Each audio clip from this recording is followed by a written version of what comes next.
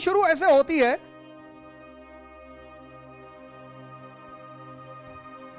कृष्ण, शैशव अवस्था, कान्हा, बड़ा इंपॉर्टेंट है, इनके नाम भी बड़ा इंपॉर्टेंट। कान्हा, कन्हैया,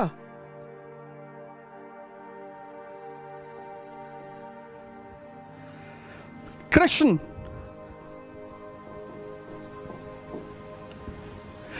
योगेश्वर,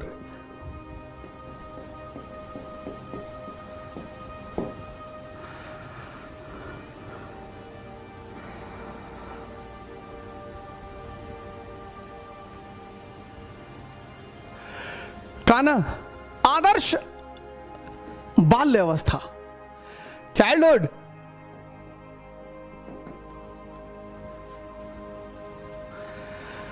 कन्हैया, शैशव अवस्था, शैशव, कान्हा, आदर्श,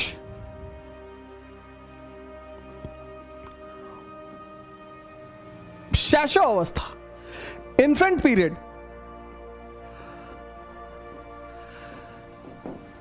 आदर्श चाइल्डहुड, बाल्य अवस्था, कृष्णा आदर्श युवा अवस्था,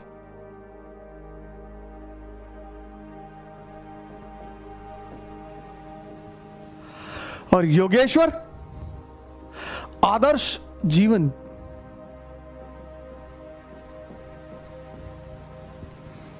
आज के दिन लगभग दुनिया में सभी लोगों को इस पर चर्चा करनी चाहिए। आज आप देखो हमारे घरों में बचपन से प्रेशर, बचपन से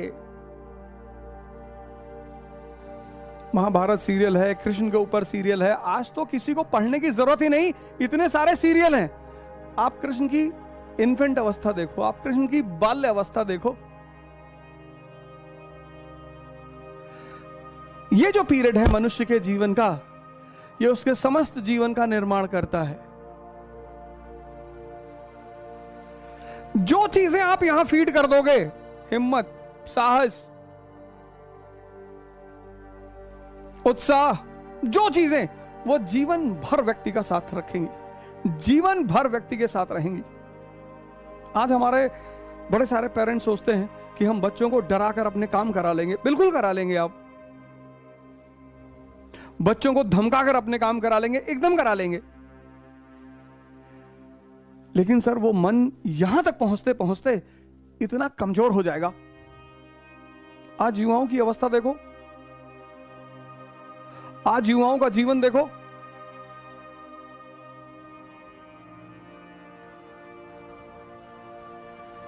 जब इस चरण में जहां निर्माण है, निर्माण, आदर्श इन्फेंट पीरियड, आदर्श चाइल्डहुड, बालकाल, खेल रहे हैं, कूद रहे हैं, बदमाशी कर रहे हैं। और मां यशोदा तो एक आदर्श मां है। शिक्षा, उच्चतम आदर्श शिक्षा, और इस नींव पर इस महान व्यक्ति का निर्माण हुआ।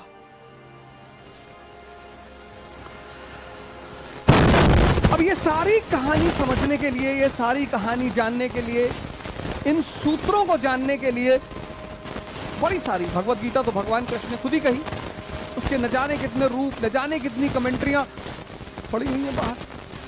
लेकिन एक किताब शुरू से मेरी ये आदत रही, मैं जब से पढ़ाई शुरू किया मैंने, तब से मेरी आदत रही, मैं हमेशा ऐसी किताब को ढूंढता था जो सरल भाषा में हो, हमेशा। जैसे एंशिएंट इंडिया, मैंने उसकी एक हिंदी मीडियम की किताब पढ़ी, झा श्रीमाली।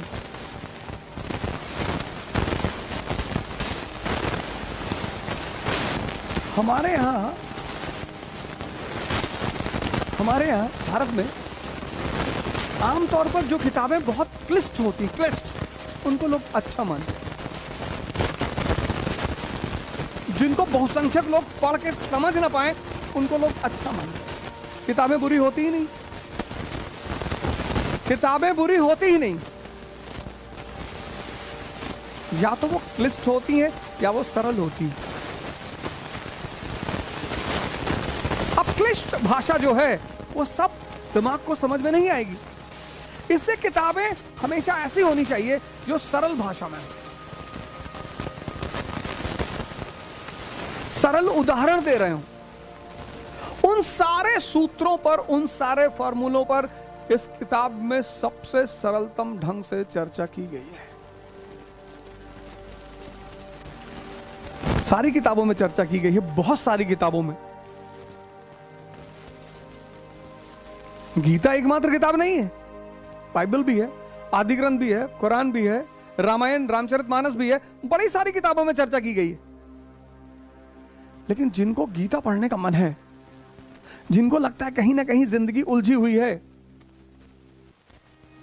उनके लिए यह सरलतम किताब है। क्योंकि हर आदमी को अपने जीवन में इस उद्देश्य को पूरा करना है।